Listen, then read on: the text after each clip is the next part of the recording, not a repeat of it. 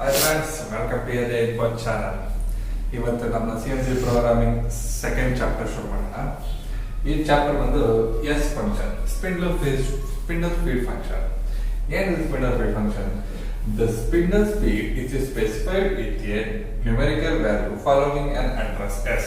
ಅಂದ್ರೆ spindle speed ನ ಯಾವ ರೀತಿ ಸ್ಪೆಸಿಫೈ ಮಾಡ್ತಿದ್ರೆ ಒಂದು ನ್ಯೂಮೆರಿಕಲ್ ವ್ಯಾಲ್ಯೂ ನ ಕೊಡ್ತೀವಿ. ಯಾವ್ದು ಮುಂದೆ ಎಸ್ ಮತ್ತೆ ಎಸ್ ಅಂತ ಕೊಟ್ಟು ಒಂದು ನ್ಯೂಮೆರಿಕಲ್ ವ್ಯಾಲ್ಯೂ ಕೊಟ್ಟಾಗ ಅದು ಸ್ಪಿಂಡಲ್ ಸ್ಪೀಡ್ ನ ಸ್ಪೆಸಿಫೈ ಮಾಡುತ್ತೆ. ಫಾರ್ ಎಕ್ಸಾಂಪಲ್ ನೋಡಿ, ಎಸ್ 2500 ಅಂತ ಇದೆ.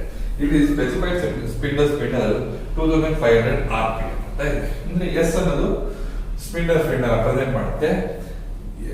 ಇದು ನ್ಯೂಮೆರಿಕಲ್ ವ್ಯಾಲ್ಯೂ ಅದನ್ನ RPM ನ ರೆಪ್ರೆಸೆಂಟ್ ಮಾಡುತ್ತೆ. ಇಲ್ಲಿ ನೋಡಿ, ಎಸ್ 2500 M3 ಅಂದ್ರೆ clockwise direction, spindle speed normal rotation clockwise direction. M4 ಅಂದ್ರೆ anti clockwise direction, spindle speed reverse direction. ಅಷ್ಟೇ. ಇದು ಸ್ಪಿಂಡಲ್ ಸ್ಪೀಡ್ ನ ರೆಪ್ರೆಸೆಂಟ್ ಮಾಡೋದು ಎಸ್ ಫಂಕ್ಷನ್ ಅಂತ ಹೇಳ್ತಾರೆ. Feed function.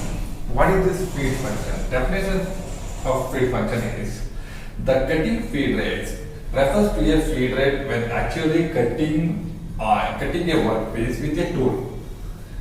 There are two ways to specify the cutting feed rate: feed rate revolution and feed rate per minute. ಅಂದ್ರೆ cutting tool ಮತ್ತೆ cutting work piece ಮೇಲೆ movement ಇರುತ್ತಲ್ಲ, ಅದನ್ನ feed rate ಅಂತ ಹೇಳ್ತೀವಿ. ಅದನ್ನ ಎರಡು ಬೇರೆ ಇರ್ತೀವಿ: feed rate per revolution, feed rate per minute. ಈ ರೀತಿ ಎರಡು ರೇಟ್ ಅಲ್ಲಿ ಎಕ್ಸ್ಪ್ಲೈನ್ ಮಾಡಿ. ಫೀಡ್ ರೇಟ್ ನ ಟೂ ಟೈಪ್ಸ್ ಹೇಳ್ತಾರೆ. ಒಂದು feed per revolution, feed per minute ಅಂತ. ಇದನ್ನ ಹೇಗೆ ಮೆಜರ್ ಮಾಡ್ತಾರೆ ಅಂದ್ರೆ, ಫೀಡ್ ಪರ್ ರೆವಲ್ಯೂಷನ್ ಅಂದ್ರೆ ಸ್ಪಿಂಡಲ್ ಒಂದು ರೊಟೇಷನ್ ಆದ್ರೆ ಟೂಲು ಎಷ್ಟು ಮೂವ್ ಆಗಬೇಕು ಅನ್ನೋದನ್ನ ಫೀಡ್ ಪರ್ ರೆವಲ್ಯೂಷನ್ ರೆಪ್ರೆಸೆಂಟ್ ಮಾಡುತ್ತೆ.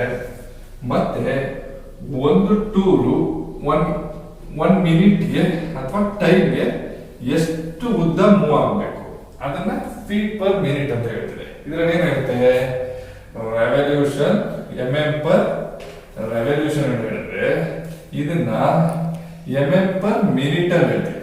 ಅಂದ್ರೆ ಡಿಸ್ಟೆನ್ಸ್ ಬೈ ರೆವಲ್ಯೂಷನ್, ಇದರಲ್ಲಿ ಡಿಸ್ಟೆನ್ಸ್ ಬೈ ಮಿನಿಟ್. ಅಂದ್ರೆ ಇದನ್ನ ಟೈಮಲ್ಲಿ ಇದು 1 ಮಿನಿಟ್ ಅಲ್ಲಿ ಎಷ್ಟು ಉದ್ದ ಮೂವ್ ಆಗ್ತು ಅಂತ ಹೇಳಿದ್ರೆ ಫೀಡ್ ರೇಟ್ ಪರ್ ಮಿನಿಟ್. ಒಂದು ರೆವಲ್ಯೂಷನ್ಗೆ ಎಷ್ಟು ಮೂವ್ ಆಗುತ್ತೆ ಅಂದ್ರೆ ಫೀಡ್ ಪರ್ ರೆವಲ್ಯೂಷನ್. ಇದು ಎರಡು ಮೇನ್ ಡಿಫರೆನ್ಸ್. ಇದನ್ನ ಈ ರೀತಿ ಹೇಳ್ತಾರೆ: distance per revolution, distance per minute, mm per minute R mm per revolution ಅಂತ ಹೇಳ್ತಾರೆ.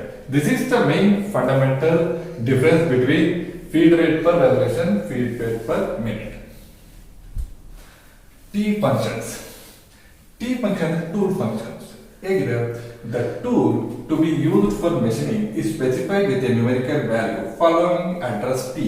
ಅಂದ್ರೆ ಒಂದು ಟೂಲ್ ನ ಸ್ಪೆಸಿಫೈ ಮಾಡ್ಬೇಕಂದ್ರೆ ಒಂದು ಟಿ ಮುಂದೆ ಒಂದು T1, T2 ಅಂತ ಸ್ಪೆಸಿಫೈ ಮಾಡ್ತೀವಲ್ಲ, ಅದನ್ನ ಒಂದು ನ್ಯೂಮೆರಿಕಲ್ ವ್ಯಾಲ್ಯೂ ಮುಂದೆ ಟಿ ಮುಂದೆ ಒಂದು ನ್ಯೂಮೆರಿಕಲ್ ವ್ಯಾಲ್ಯೂ ಇರೋದ್ರಿಂದ ಟಿ ಫಂಕ್ಷನ್ ಯೂಸ್ ಮಾಡ್ತೀವಿ. The method to specify the T code difference between gang type and turret type tool post. ಅಂದ್ರೆ ಎರಡು ಟೈಪ್ ಇದೆ ಟೂಲ್ ಪೋಸ್ಟ್ ಗಳಲ್ಲಿ. ಅದರಲ್ಲಿ ಒಂದು ಗ್ಯಾಂಗ್ ಟೈಪ್ ಇದೆ, ಒಂದು ಟರೆಟ್ ಟೈಪ್ ಇದೆ. ಇಲ್ಲಿ ಒಂದು ಗ್ಯಾಂಗ್ ಟೈಪ್ ಟೂಲ್ ಪೋಸ್ಟ್ ಹೇಗಿರುತ್ತೆ ಅಂದ್ರೆ, with this type all tools arrange on the same flat plane.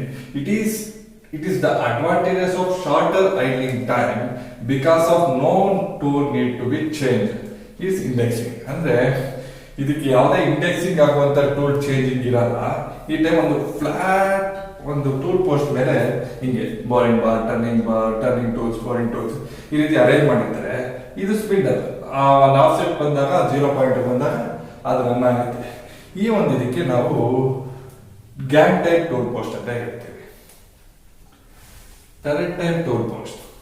According to the machine model, this type has 6, 8, 10 and 12 station to accommodate tools.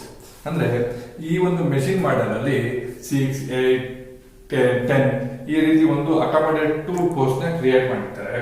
All the tools are mounted in each station one by one and only the desired tool is called position for the starting the machining. ಅಂದ್ರೆ ಇದ್ರ ಏನ್ ಮಾಡ್ತಾರೆ, 1 by 1 ಒಂದು tool ಮಾಡಿರೋದು ಯಾವಾಗ ನಾವು ಆ tool ನ ಕಾಲ್ ಮಾಡ್ತೀವಿ ಆವಾಗ ಆ ಟೂಲ್ ಬರುತ್ತೆ. In programming call the desired tool first, ಅಂದ್ರೆ ಟೂಲ್ ನ ಫಸ್ಟ್ ಕಾಲ್ ಮಾಡಿ next turning turret then call the tool offset number. ಅದ್ರ ನೆಕ್ಸ್ಟ್ ಕಾಲ್ ಮಾಡೋದನ್ನ ಆಫ್ಸೆಟ್ ನಂಬರ್ ಅಂತ. ಫಾರ್ ಎಕ್ಸಾಂಪಲ್ ನೋಡಿ, ಇಲ್ಲಿ ಟಿ ಅನ್ನೋದು ಏನೊಂದು tool number. First tool letter ಏನ್ ಪ್ರಿಸೈಡ್ ಮಾಡಿದ್ರೆ ಟೂಲ್ ನಂಬರ್ ನ, second tool letter offset number ನ ಸ್ಪೆಸಿಫೈ ಮಾಡುತ್ತೆ. ಇದು ಒಂದು ಗ್ಯಾಂಗ್ ಪೋಸ್ಟರ್ ಇರುತ್ತೆ, ಒಂದು ಎಕ್ಸಾಮ್ ತರ ಕೂತಿರುತ್ತೆ, ಅಲ್ಲಿ ನಾವು ಟೂಲ್ಗಳನ್ನ ಪ್ಲೇಸ್ ಮಾಡಿರ್ತೀವಿ. ಆ ಪ್ಲೇಸ್ ನ ಕಾಲ್ ಮಾಡೋದಕ್ಕೆ ಟಿ ಫಂಕ್ಷನ್ ಯೂಸ್ ಮಾಡಿ. ಇವತ್ತಿಗೆ ಈ ಒಂದು ಚಾಪ್ಟರ್ ನ ಕ್ಲೋಸ್ ಮಾಡ್ತಾ ಇದ್ದೀನಿ. Next G function, M function ಬಗ್ಗೆ ತಿಳ್ಕೊಳ್ಳೋಣ. Good bye friends, good bye.